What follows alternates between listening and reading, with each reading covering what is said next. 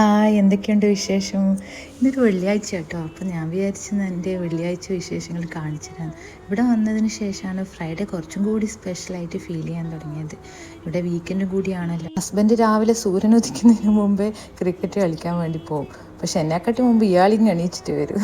മൂത്ത രണ്ടാളും കുറച്ചും കൂടി ഉറങ്ങുന്ന ദിവസമായി ഇന്ന്. ബാക്കിയെല്ലാ ദിവസം 5 മണിയാകുമ്പോൾ എണീറ്റ് സ്കൂളിലേക്ക് പോകേണ്ടതല്ലേ.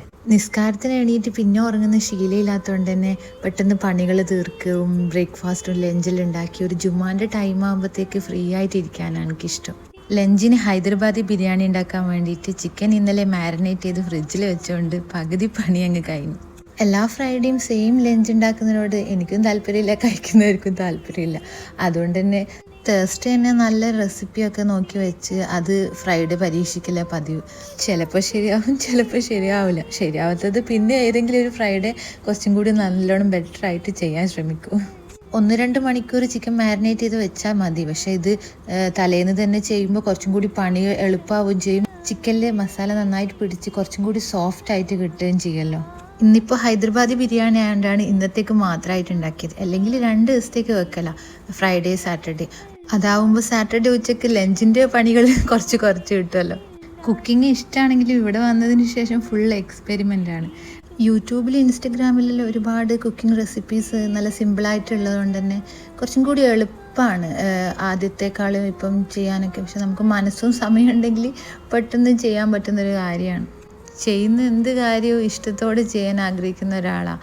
അല്ലെങ്കിൽ അത് ശരിയാവാത്തതുപോലെ തോന്നും. നമ്മളെ തലശ്ശേരി ബിരിയാണിൻ്റെ അത്ര വരില്ലെങ്കിലും ഹൈദരാബാദി ബിരിയാണി കഴിച്ചു തുടങ്ങിയതിന് ശേഷം എന്തോ ഒരു ഇഷ്ടം അതിനോട് വരാൻ തുടങ്ങിയിട്ടുണ്ട്. ചിലപ്പോൾ നമുക്ക് ഇഷ്ടപ്പെട്ടവരുടെ കൂടെ ഇരുന്ന് കഴിക്കുന്നത് കൊണ്ടായിരിക്കാം. അങ്ങനെ നമ്മൾ ഹൈദരാബാദി ബിരിയാണി റെഡി ആയിട്ടുണ്ടായിരുന്നു. ഒരു 1/2 മണിക്കൂർ ചെറിയ ഫ്ലെയിമിൽ ദം ചെയ്തിട്ട് എടുക്കായത്. ആ ഒരു ടൈമിൽ മക്കളെ ഫേവറേറ്റ് ആയിട്ടുള്ള വോഫിൾസും കോഫിയും ബ്രേക്ക്ഫാസ്റ്റ് ആയിട്ട് കൊടുത്ത് അത് കിട്ടിയാൽ അവരങ്ങ് ഹാപ്പി. പിന്നെ ക്രിക്കറ്റ് കളിക്കാൻ പോയ ആളും തിരിച്ചു വന്നു.